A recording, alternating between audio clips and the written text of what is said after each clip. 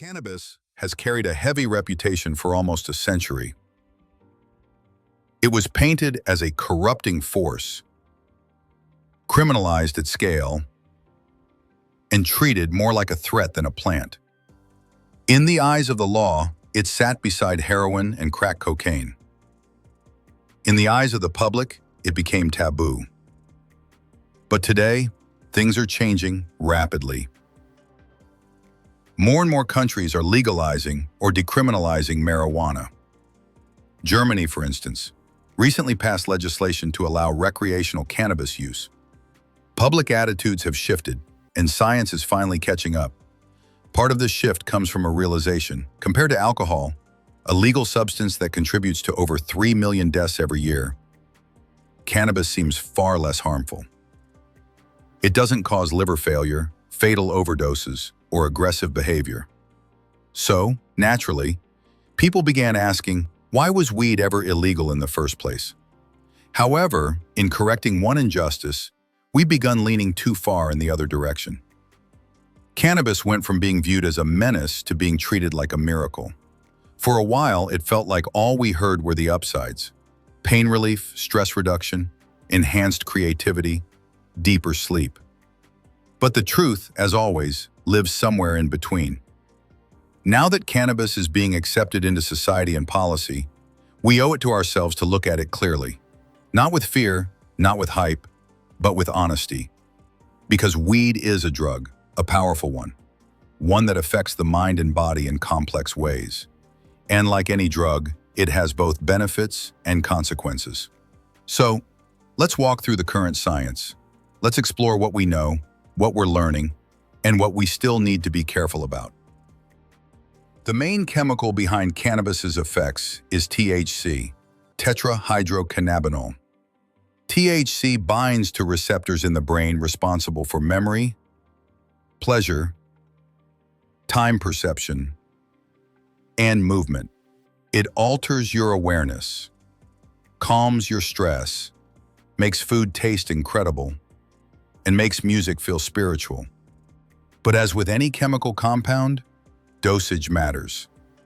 And over the past few decades, cannabis has evolved into something much stronger than it used to be. Back in the 1990s, typical marijuana contained about 4 to 5% THC. Today, it's not unusual to find strains with 20%, 25%, or even more. Concentrated products like oils, waxes, and DABS can hit 60 to 90% THC. Edibles, vapes, tinctures. The variety is overwhelming, and so is the potency. This increase wasn't accidental. Growers selectively bred high THC strains to satisfy demand. Over time, milder strains disappeared from the market. But there's a catch.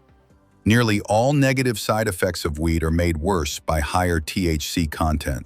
An occasional puff from a joint in the 70s is not the same as a potent edible in 2025. So while the plant hasn't changed in species, the experience and the risks absolutely have. The cultural shift toward legalization has brought another trend: more frequent use. In the United States, daily cannabis consumption recently overtook daily alcohol use for the first time in history. In Canada, usage among adults rose from 22% in 2018 to 26% in recent years. But this trend didn't start with legalization. It simply accelerated it. Cannabis use had already been climbing since the 90s, as stigma faded and curiosity rose. What legalization did was make access easier, safer, and less shameful, which, for better or worse, led to more people trying it more often and in stronger forms than ever before. And this brings us to something that was once dismissed outright: addiction. Weed can be addictive, especially now. For years, the common belief was that cannabis isn't addictive. You might have heard things like, it's not like heroin, or people can quit whenever they want. And for most casual users, this is true. Roughly 8 out of 10 people who use cannabis don't develop any major problems. They use it to relax, to socialize, or to wind down at night. But 2 in 10 users develop what's called cannabis use disorder, or CUD. This is more than just liking weed. It means you're using it in ways that harm your life, missing work, damaging relationships, or losing motivation, and you find it hard to stop, even when you try. CUD includes symptoms like 2 needing more weed to feel the same effect, tolerance, feeling anxious, irritable, or sleepless when not using, withdrawal, prioritizing weed over social or personal responsibilities, unsuccessful efforts to cut back, and about 1 in 10 users develop serious, life-impacting dependence. These are typically daily users who structure their days around getting high or recovering from it. 3 major factors increase your risk. Number 1, high THC content. The stronger the product, the higher the risk. Number 2, frequency. Using every day multiplies the likelihood of dependence. Number 3, age of first use. The younger you start, the more vulnerable your brain is. And this brings up an uncomfortable truth. Some people use weed to feel better, but it ends up making them feel worse. Some people turn to cannabis for anxiety relief, for loneliness, or for managing stress. At first, it might help. It can take the edge off, make you laugh, help you sleep. But over time, chronic use can worsen those same feelings. Studies show heavy users are more likely to feel depressed, restless, paranoid, or numb. For some, weed becomes both the cause of discomfort and the attempted cure. Worse still, cannabis and loneliness seem to reinforce each other. People who feel isolated are more likely to use weed, and people who use heavily often withdraw socially, becoming more isolated. This feedback loop creates a subtle decline in well-being that's easy to miss, until suddenly, a person feels emotionally flat and socially disconnected. And that's before we even talk about boredom. Cannabis numbs the urgency of boredom. You can scroll, binge, snack, and float. But boredom is a powerful signal. It tells you to grow, explore, change. When cannabis mutes that signal too often, growth gets stunted. Withdrawal is real, and often miserable. Contrary to popular belief, quitting weed can be hard.